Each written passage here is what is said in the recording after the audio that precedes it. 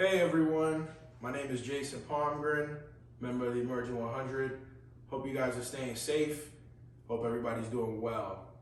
Thank the Emerging 100 as well as the 100 Black Men for giving me this opportunity today to pour into you guys, hopefully tell my story, and hopefully it can be some motivation and inspiration to folks who are thinking about how to navigate their career and, if you haven't made any decisions yet, how to come to some decisions on what you want to do. I'm very happy where I'm at in life today because I traveled a very interesting path. And for me to be where I am today, I look up and one, I'm blessed, but two, I'm grateful for the hard work that I put in to get to where I am today. Started out, I went to Georgia Southern University for undergrad, mechanical engineering.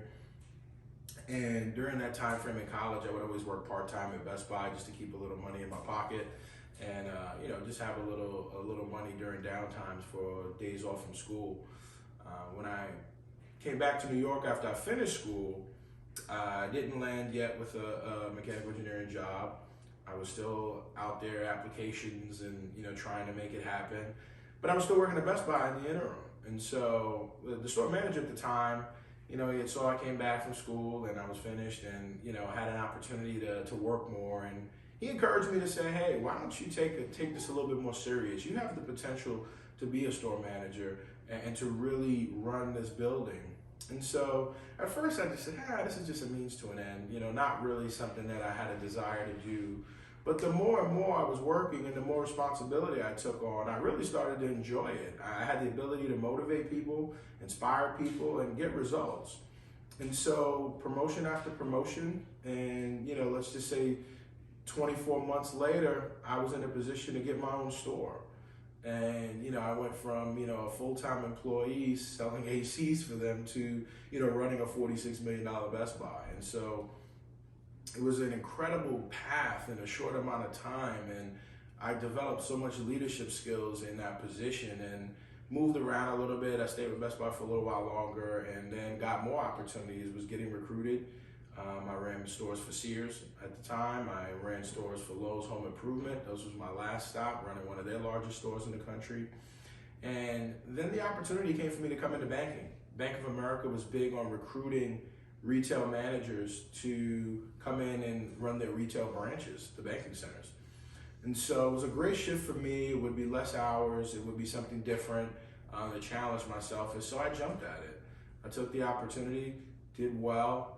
But really was looking for that next challenge as well. It wasn't, fulfilling me on a day-to-day basis. And so had some great conversations with other leaders and developed a brand for myself in the bank. And I was afforded an opportunity to go into the commercial bank program, where it was a development program to train me and give me that foundational 101 on banking and finance. So that was about a 12-month program. I traveled the country and then got an opportunity to sit in a commercial banking role. Did that for a while, and then I got the opportunity to join PNC, which is where I am today. Explain your current title and give insight into what your normal responsibilities look like. So my current title, I'm a Senior Vice President in our Corporate and Institutional Banking line of business. I am a Relationship Manager on our Commercial Banking team, which serves clients here in the state of Georgia between $5 million and $100 million in annual revenues. What was a key moment of exposure that led you to your current path? A couple of moments of exposure. I think for me, one of the things I've always done in my career was, one, perform, right? You have to put in the results. You have to show that you're good at the job that you've been asked to do. And then two, building relationships, so reaching out to people, seeking advice, seeking feedback. Internally, that was a big way for me to develop some exposure. So, being able to perform, and then two, being able to build relationships. And then externally, getting a lot of exposure by affiliation and joining organizations, building my brand. So, I sit on the Chairman's Club for the Gwinnett Chamber of Commerce now. I'm also a part of the Vistage Executive membership here in Georgia, which is a CEO network group.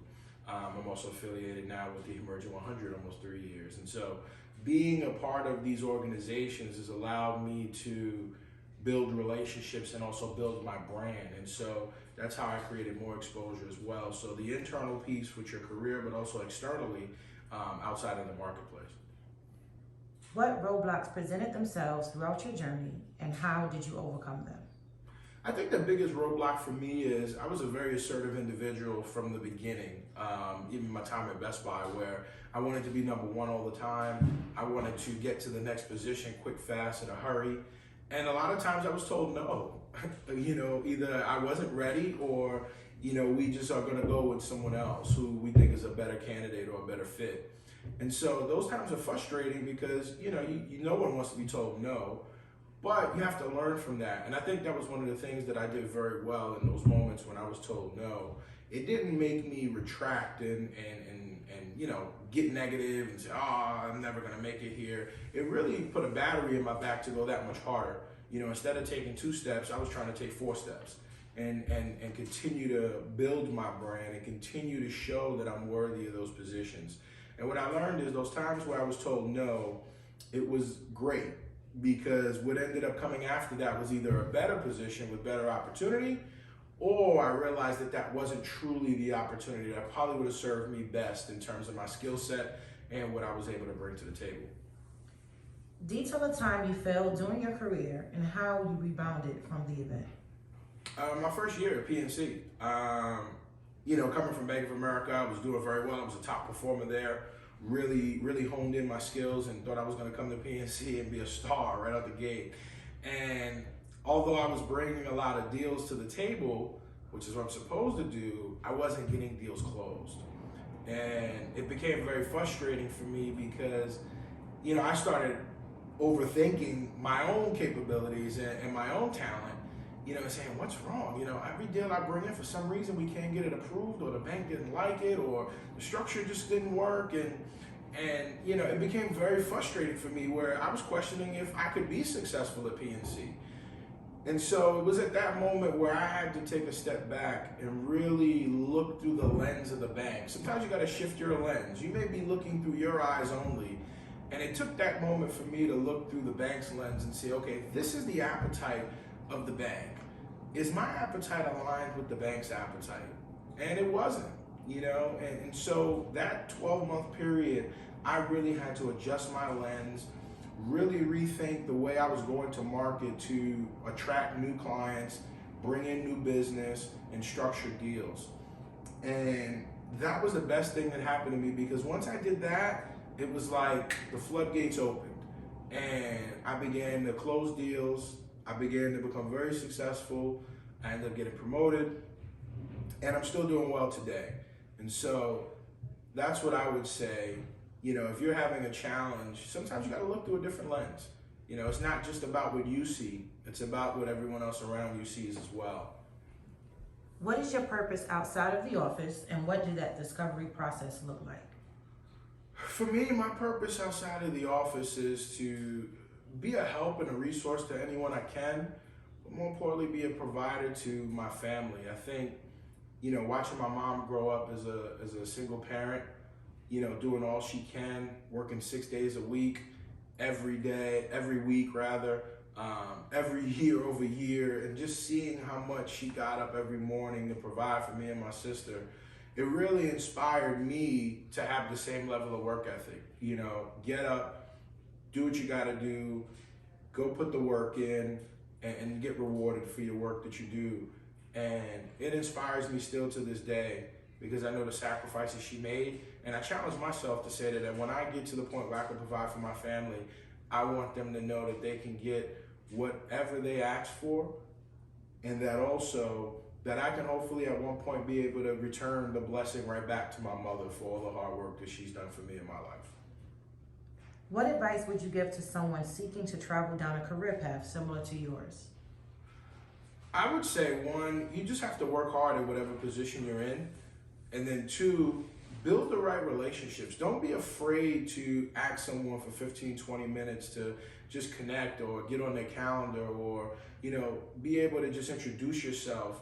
Because the more people that know you and the more people that can be an advocate for you or co-sign for you, the quicker and the easier it will be to make an adjustment into a new line of business or into a new career path, because there's some trust and some credibility behind why you would fit and why it would make sense. First off, you always have to perform in the job you're in. You have to be good at the job you've been given. And then two, you've got to be able to then start building those right relationships. And the more relationships you can build, the better off you'll be when you want to take on an opportunity that may not align with what you're currently doing, because people have confidence that your skills are transferable to that next role or the next opportunity that you want to do. And I think that's it on questions. So I thank you for the time today. Again, hopefully some of the dialogue that I've had today can inspire and motivate someone. I wish you all success in 2021. Thank you. Take care.